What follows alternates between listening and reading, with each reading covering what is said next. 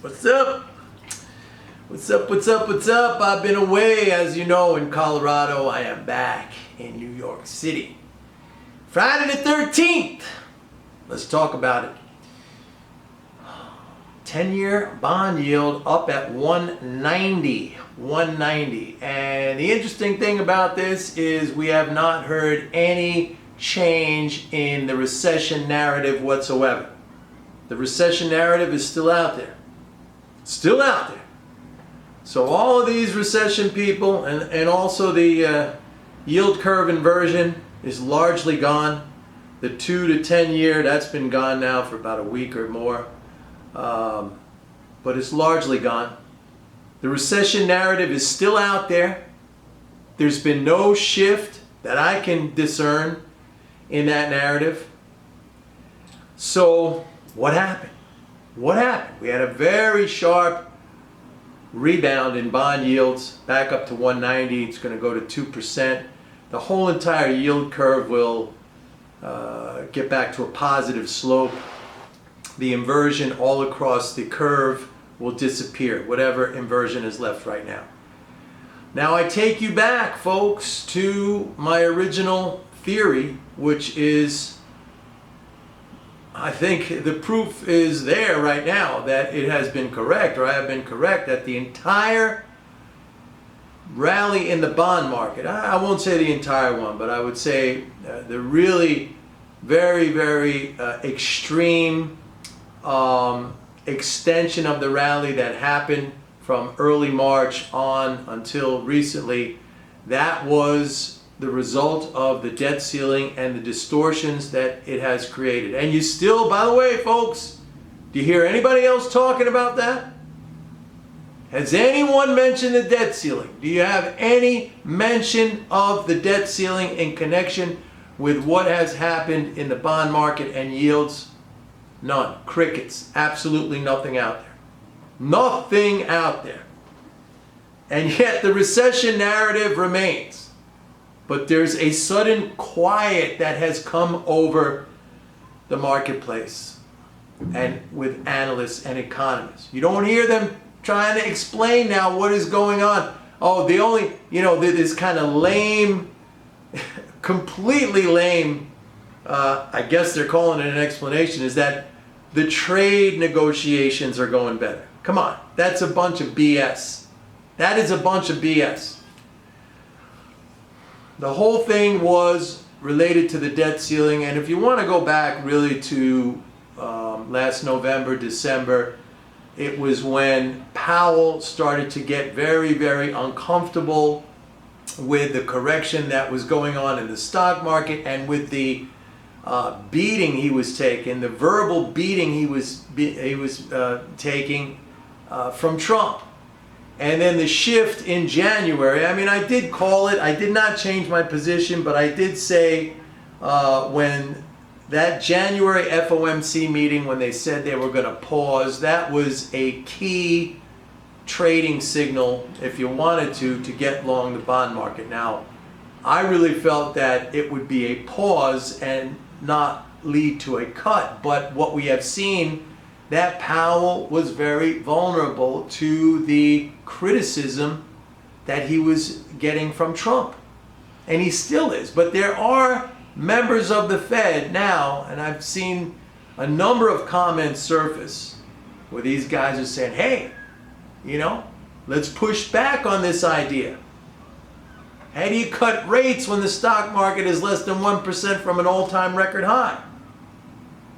Hey, by the way, let me tell you this. I just came back from a trip. I was out in Colorado.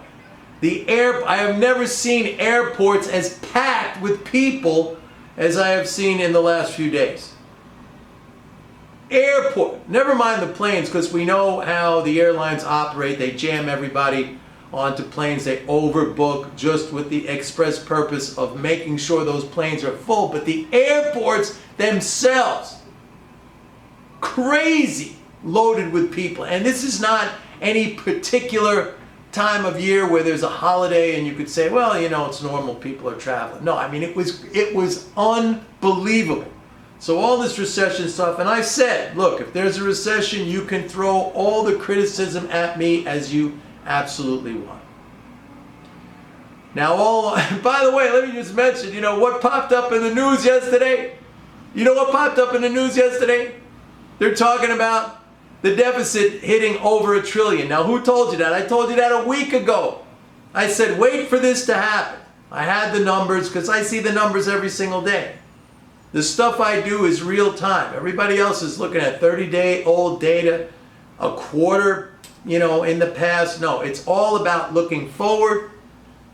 It's all about understanding what conditions will be going forward.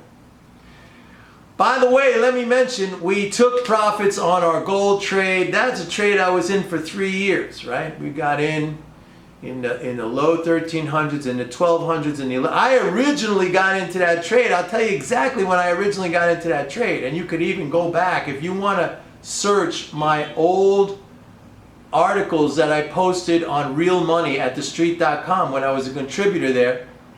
In December 2015, I said, you got to buy gold. It was at $1,043 an ounce. That's when the Fed began its interest rate increases. So I've been long since 1,043 up to 1,300. We got out at 1,512. All right. I think this does not end the bull market in gold, but I think we can have a pretty nice correction here. Pretty nice correction here. So for those of you, I made a video about this the other day. I don't want to wait. I want my money now. I want fast money. You know, a lot of you think there's some kind of magical system out there where you make money every single day. Maybe once in a while you take a little tiny loss because of your perfectly placed stop losses. That is a key to ruin. That is an approach that will destroy you.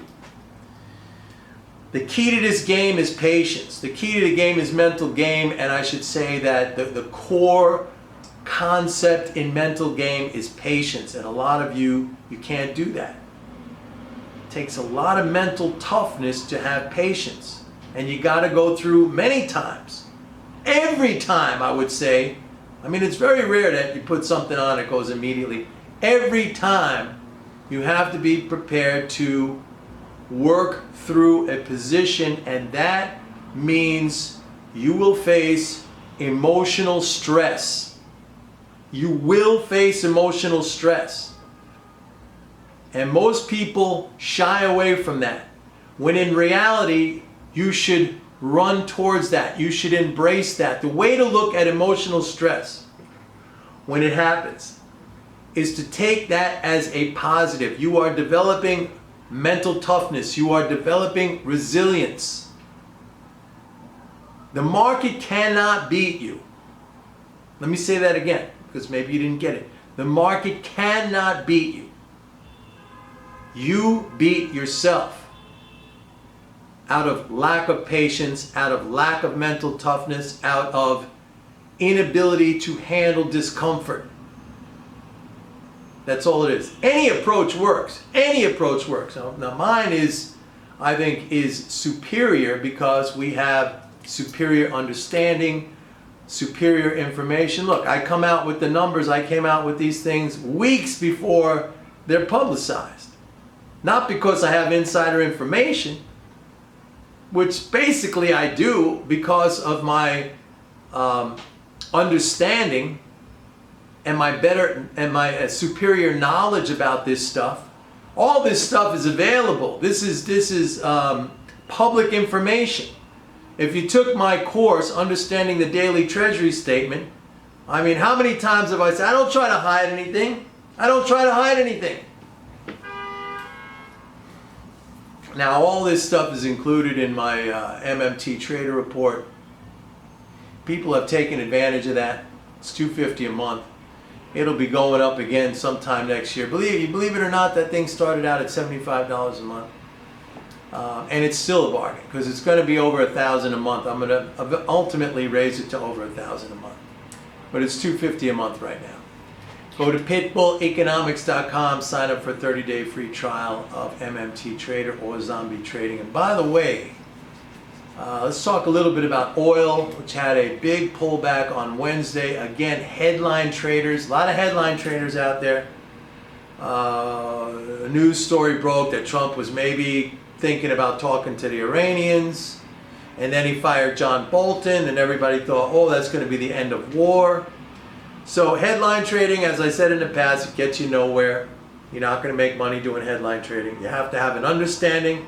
You have to have mental game. You have to have good information. We have all that. Anyway, folks, have a great weekend, and I'll see you on Monday. Bye-bye.